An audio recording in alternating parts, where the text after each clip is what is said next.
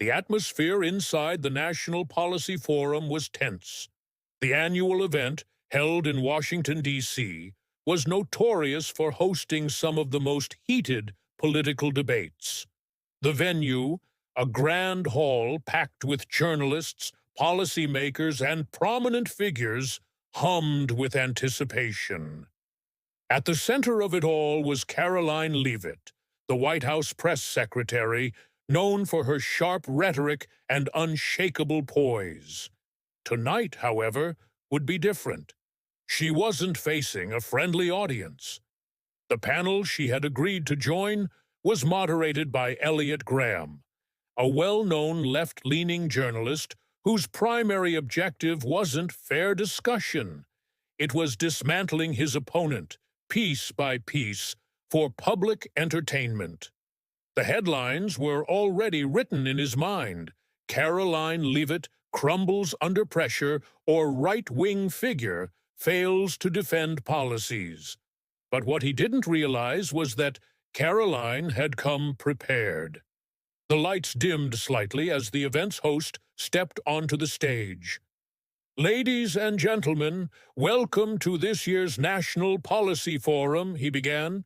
"Tonight, we bring you a conversation that will challenge ideas and hold power accountable. Please welcome our esteemed panelist."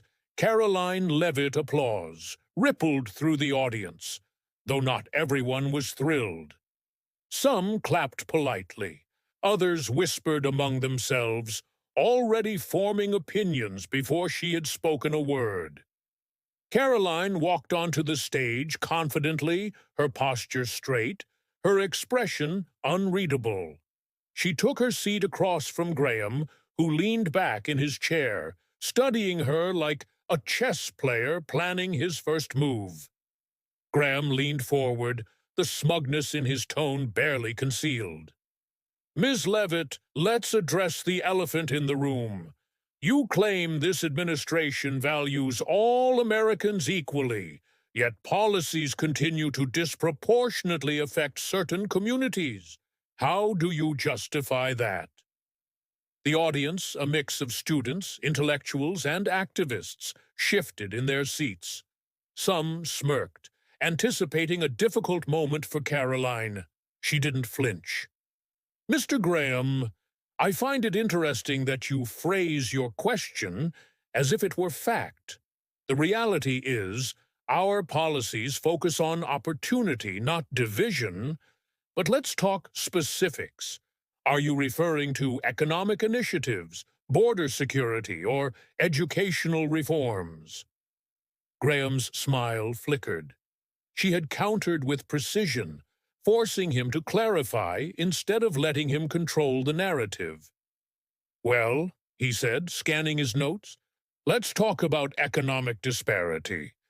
There's a growing belief that your administration caters primarily to the wealthy." Karoline tilted her head slightly. "Would you say that belief is rooted in facts or media spin?" A murmur rippled through the audience. Graham shifted tactics. "All right, let's try a different angle. You've been accused of using political rhetoric to silence opposition. Isn't it hypocritical to call for unity while labeling critics as radicals?" Karoline folded her hands, her tone even. "Criticism is essential to democracy, but misrepresentation is not. If someone distorts facts to manipulate public opinion, I will call it out.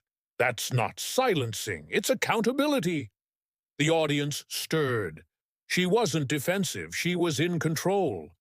Graham wasn't used to this. As the debate escalated, Graham's frustration became evident. He glanced at his papers before speaking again. "Ms. Leavitt, you've made a career out of defending an administration that many say is morally bankrupt. Do you ever question if you're on the wrong side of history?" The room fell silent. It was a low blow, an attempt to attack her character, not just her arguments. Karoline took a measured breath before responding. "Mr. Graham, History isn't written by media sound bites. It's written by the impact of actions. I stand by my work because I see the results.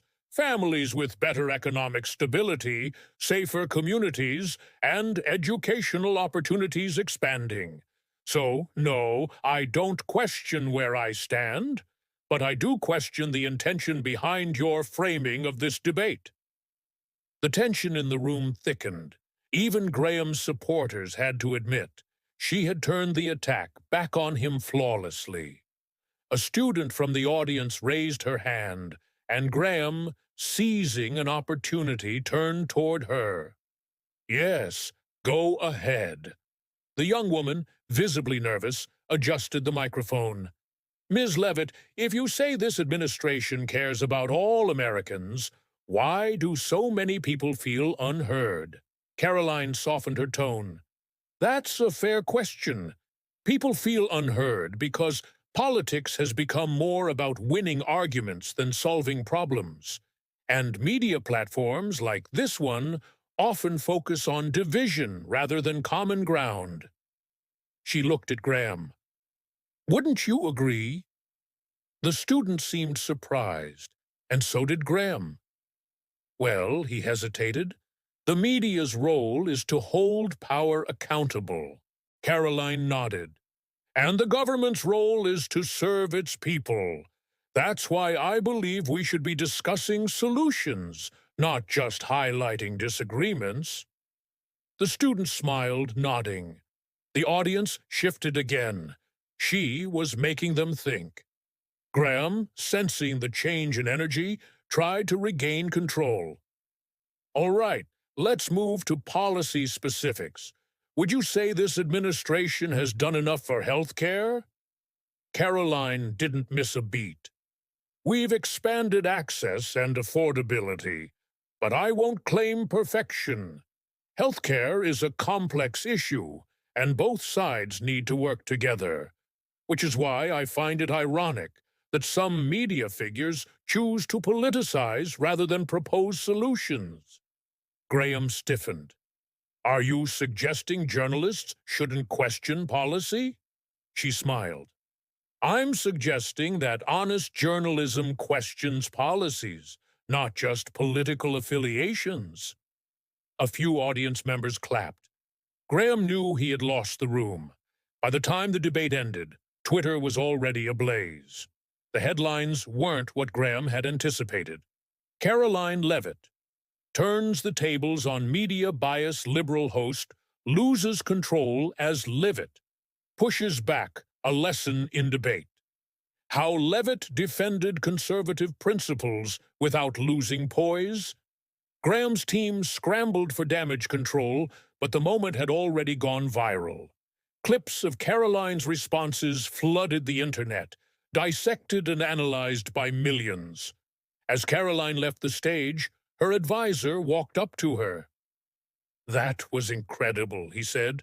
You didn't just survive, you changed the conversation. She exhaled, allowing herself a small smile. It's not about winning, she said. It's about being heard.